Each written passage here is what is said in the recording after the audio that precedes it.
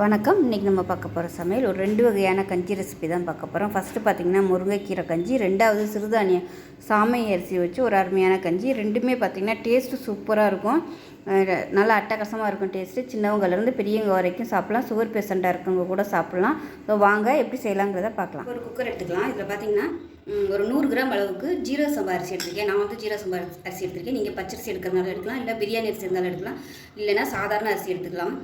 பச்சரிசி போடுறது தான் ரொம்ப ட்ரெடிஷ்னலாக இருக்கும். ஸோ சுகர் பேஷண்ட்டாக இருக்கிறவங்க வந்து பச்சரிசி சாப்பிடக்கூடாது. ஸோ அதனால் நான் வந்து அன்றைக்கி ஜீரக சம்பா அரிசி எடுத்துருக்கேன். இது வந்து நல்ல ஃப்ளேவராகவும் இருக்கும், உங்களுக்கு டைஜஸ்ட் ஆகிறதுக்கும் நல்லாயிருக்கும், சுகர் பேஷண்ட்டு சாப்பிட்றதுக்கும் ரொம்பவே நல்லாயிருக்கும்.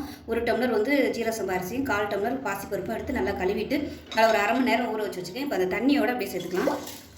நான் வந்து கழுவிட்டு நல்ல தண்ணி ஊற்றி ஊற வச்சுக்கேன், அதனால் அப்படியே தண்ணியோடு சேர்த்துட்டேன். இப்போ அதில் நல்லா 1 டேபிள் ஸ்பூன் அளவுக்கு வெந்தயம் சேர்த்துக்கலாம். அதே மாதிரி 1 டீஸ்பூன் அளவுக்கு சீரகம் சேர்த்துக்கலாம்.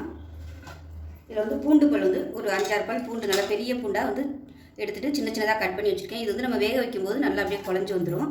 அதே மாதிரி நல்லா 1 கைப்பிடி அளவுக்கு முருங்கைக்கீரை எடுத்துருக்கேன், அதையும் சேர்த்துக்கலாம். முத்தலாம் இல்லாமல் கொஞ்சம் அப்படியே இலசாக பார்த்து எடுத்துக்கோங்க.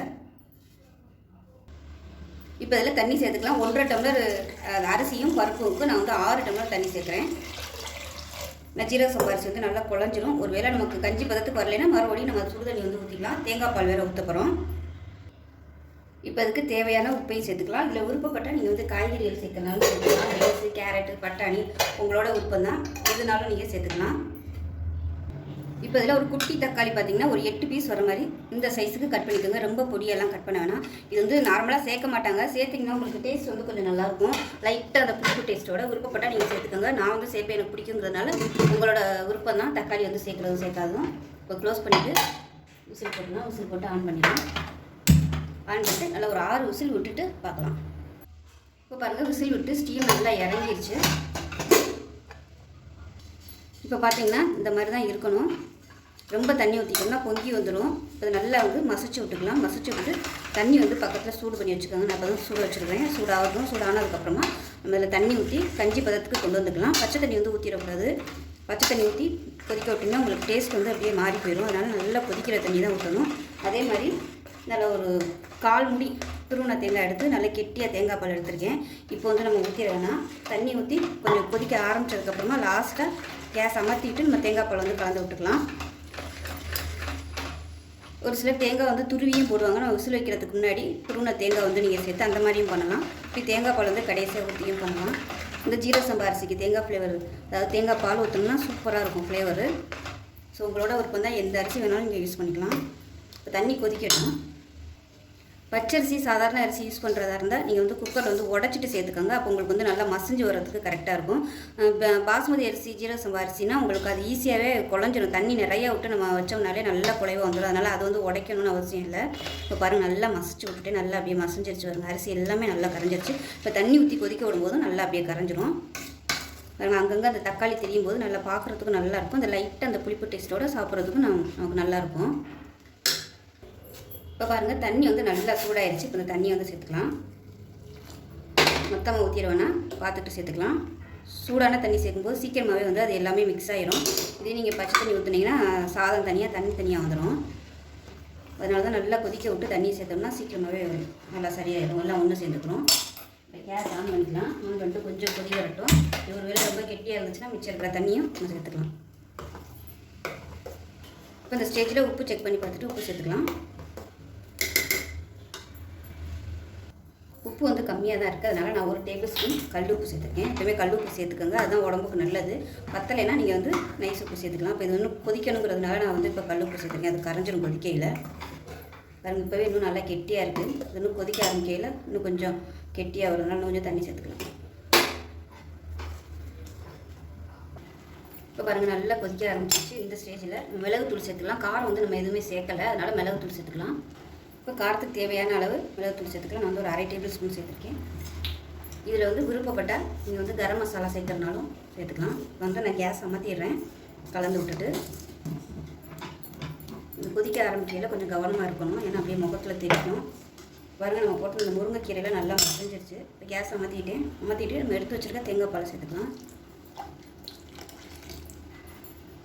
அவ்வளோதான், கலந்து விட்டுட்டோம்னா அருமையான முருங்கைக்கீரை கஞ்சி ரெடி ஆயிடுச்சு. ரொம்ப ஆரோக்கியமான ரெசிபி. சொன்ன மாதிரி உங்களுக்கு மசாலா ஃப்ளேவர் பிடிக்கும்னா கரம் மசாலா யூஸ் பண்ணிக்கலாம். இதில் கொஞ்சம் புதினா இலை சேர்த்திங்கன்னா இன்னுமே நல்லா ஃப்ளேவராக இருக்கும். உங்களோட விருப்பம் தான், எது பிடிக்குமோ அதுக்கு தகுந்த மாதிரி நீங்கள் மாற்றிக்கலாம். மிளகுத்தூள் பிடிக்கலன்னா நீங்கள் அதுக்கு பதிலாக பச்சை மிளகா சேர்த்துக்கிறதாலும் சேர்த்துக்கலாம். ஒரே ஒரு பச்சை மிளகா இல்லை 2 காரத்துக்கு தகுந்த மாதிரி சேர்த்துக்கலாம். அவ்வளோதான், அருமையான கஞ்சி ரெடி ஆயிடுச்சு. இப்போ பருப்பு துவையல் ஊறுகாய் வச்சு சாப்பிட்டோம்னா அருமையாக இருக்கும். என்றைக்காவது ஒரு நாள் இது மாதிரி செய்ய. எப்பயும் போல் நம்ம குழம்பு கூட்டு இட்லி தோசைன்னு சாப்பிடாம ஒரு நாளைக்கு மசாலா இல்லாமல் காலையில் இதை வந்து பிரேக்ஃபாஸ்ட் எடுத்துக்கலாம், நைட்டு கூட எடுத்துக்கலாம். இதை வந்து அப்படியே சிறுதானியத்தில் பண்ணுறதுனாலும் பண்ணிக்கலாம். நான் இன்னொரு வீடியோவில் வந்து சிறுதானியத்தில் எப்படி இதே மாதிரி கஞ்சி செய்கிறதுங்கிறத காமிக்கிறேன். அது வந்து டயபிட்டிஸ், அதாவது சுகர் பேஷண்ட்டாக இருக்கிறவங்களுக்கு ரொம்பவே ஹெல்ப்ஃபுல்லாக இருக்கும். ஸோ அது வந்து இன்னொரு தடவை நான் வீடியோவில் போஸ்ட் பண்ணுறேன். ஸோ இது மாதிரி செஞ்சு பாருங்கள். செஞ்சு பார்த்துட்டு எப்படி வந்துச்சுங்கிறத சொல்லுங்கள். வீடியோ பிடிச்சிச்சின்னா லைக் பண்ணுங்கள், கமெண்ட் பண்ணுங்கள், சேனலை சப்ஸ்கிரைப் பண்ணுங்கள், பக்கத்தில் உள்ள பெல் பட்டனை ப்ரெஸ் பண்ணுங்கள். நன்றி. இப்போ ஒரு பவுல் எடுத்துக்கலாம். இதில் பார்த்தீங்கன்னா 1 டம்ளர் அளவுக்கு சாமை அரிசி எடுத்திருக்கேன். 1 டம்ளர் சாமை அரிசிக்கு 1 ஸ்பூன் பார்த்தீங்கன்னா ஜீரக சம்பா அரிசி எடுத்திருக்கேன். இது வந்து கொஞ்சம் நல்லா ஃப்ளேவர் கொடுக்கும். இது இருந்தால் சேர்த்துக்கோங்க, இல்லைன்னா விட்டுலாம். இது வந்து 100 கிராம் அளவு கரெக்டாக இருக்கும். சேர்த்துக்கலாம். இப்போ வந்து 100 கிராம் அளவு நம்ம அரிசி எடுத்தோம்னா 1/4 டம்ளர் அளவுக்கு பாசிப்பருப்பும் 1 ஸ்பூன் அளவுக்கு கடலைப்பருப்பும் சேர்த்துருக்கேன். இப்போ இது எல்லாத்தையுமே நல்லா கழுவிட்டு வந்துட்டு பார்க்கலாம். இப்போ கழுவிட்டு 1 டம்ளர் தண்ணி ஊற்றிருக்கேன். நம்ம வந்து தாளிக்கிற வரைக்கும் இது ஊறினா போதும். இப்போ ஒரு குக்கர் எடுத்துக்கலாம். தேவையான அளவுக்கு எண்ணெய் சேர்த்துக்கலாம். இதில் தேங்காய் எண்ணெய் பிடிக்கும்னா நீங்கள் தேங்காய் எண்ணெய் சேர்த்துக்கலாம். நெய் சேர்த்திங்கன்னா நல்லா வாசனையாக இருக்கும். இதுக்கு வந்து எண்ணெய் அதிகம் தேவைப்படாது, கொஞ்சமான எண்ணெய் விட்டாலே போதும். இந்த மாதிரி கஞ்சி செய்யும்போது நல்லா பெரிய குக்கராகவே எடுத்துக்கோங்க, அப்போ தான் உங்களுக்கு வந்து பொங்கி வராது. இப்போ எண்ணெய் சூடாக ஆரம்பித்ததும் ஒரு சின்ன துண்டு பட்டை, ஒரு கிராம்பு, கொஞ்சமாக கல்பாசி சேர்த்துக்கலாம். அதோட ஒரு ஏலக்காய் சேர்த்துக்கலாம். இதில் வந்து 1 டீஸ்பூனுக்கும் கம்மியாக சோம்பு வந்து சேர்த்துக்கலாம். சோம்பு இல்லை சீரகம் எதுனாலும் சேர்த்துக்கலாம், உங்களோட விருப்பம் தான். இது பொரிய ஆரம்பிக்கையில் 1 டீஸ்பூன் போல் வெந்தயம் சேர்த்துக்கலாம். இப்போ இது எல்லாமே நல்லா பொரியணும். அதே சமயம் வெந்தயம் வந்து ரொம்ப கருக விட்றாதீங்க, மீடியமான ஃப்ளேமில் வச்சுக்கோங்க. இதோட புதினா கொஞ்சம் சேர்த்துக்கலாம். அதோட கொத்தமல்லி கொஞ்சம் சேர்த்துக்கலாம். காரத்துக்கு ஒரு 3 பச்சை மிளகாய் சேர்த்துக்கலாம். இப்போ இதில் இஞ்சியும் பூண்டும் நச்சு வச்சதை சேர்த்துக்கலாம். பூண்டு வந்து அதிகமாகவும் இஞ்சி வந்து கம்மியாகவும் எடுத்துக்கோங்க. பூண்டு ஒரு பங்குனா இஞ்சி வந்து 1/4 பங்கு எடுத்தால் போதும். இல்லைன்னா நீங்கள் வெறும் பூண்டு மட்டுமே சேர்த்துக்கலாம், நல்லாயிருக்கும். இது எல்லாமே நல்லா வதங்கட்டும். நீங்கள் இஞ்சி பூண்டு பேஸ்ட்டாக வச்சுருந்தீங்கன்னா அது கூட சேர்த்துக்கோங்க. இப்போ இதில் வெங்காயம் சேர்த்துக்கலாம். நான் வந்து சின்ன வெங்காயமும் பெரிய வெங்காயமும் கலந்து எடுத்துருக்கேன். சின்ன வெங்காயம் பார்த்தீங்கன்னா ஒரு 5 சின்ன வெங்காயம் கட் பண்ணி வச்சுருக்கேன். அதோட மீடியம் சைஸாக ஒரு பெரிய வெங்காயம் நீளமாக கட் பண்ணதை அதையும் சேர்த்துக்கலாம். இதை லேசாக வதக்கினா போதும், ரொம்ப வதக்கணும்னு அவசியம் இல்லை. ரொம்ப வதக்கணும்னா உங்கள் கஞ்சியோட கலர் வந்து மாறி போயிடும். அதனால் லேசாக வதக்கினா போதும். பார்த்தீங்கன்னா எண்ணெய் பத்தாத மாதிரி தான் இருக்குது. விருப்பம் இருந்தால் நீங்கள் எண்ணெய் சேர்த்துக்கலாம். நான் வந்து சேர்க்கலை, கொஞ்சம் தான் எண்ணெய் விட்டுருக்கேன். இப்போ இதில் கொஞ்சமாக காய்கறி சேர்த்துக்கலாம். ஒரு டேபிள் ஸ்பூன் வர மாதிரி கேரட்டு, 1 டேபிள் ஸ்பூன் வர மாதிரி பீன்ஸு, இதோட மீடியம் சைஸாக ஒரு தக்காளி இந்த மாதிரி கட் பண்ணிக்கோங்க. ரொம்ப பொடியாக கட் பண்ண வேணாம்.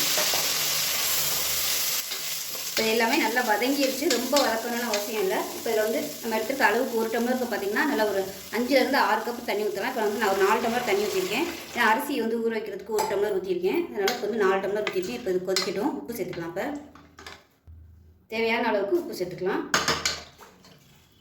இப்போ ஹை ஃப்ளேமில் வச்சுட்டு கொஞ்சம் கொதிக்கட்டும். இப்போ தண்ணி நல்லா கொதிக்க ஆரம்பிச்சிருச்சு. இப்போ நம்ம ஊற வச்சுருந்த அரிசி, கடலைப்பருப்பு, பாசிப்பருப்பு தண்ணியோடு சேர்த்துக்கலாம். இப்போ இது கூடவே எக்ஸ்ட்ரா 1 டம்ளர் தண்ணி ஊற்றிருக்கேன். மொத்தம் 6 கப்பு தண்ணி, 1 டம்ளருக்கு 6 கப்பு தண்ணி ஊற்றிருக்கேன். அதை நல்லா கலந்து விட்டுட்டு மூடி வச்சுக்கலாம்.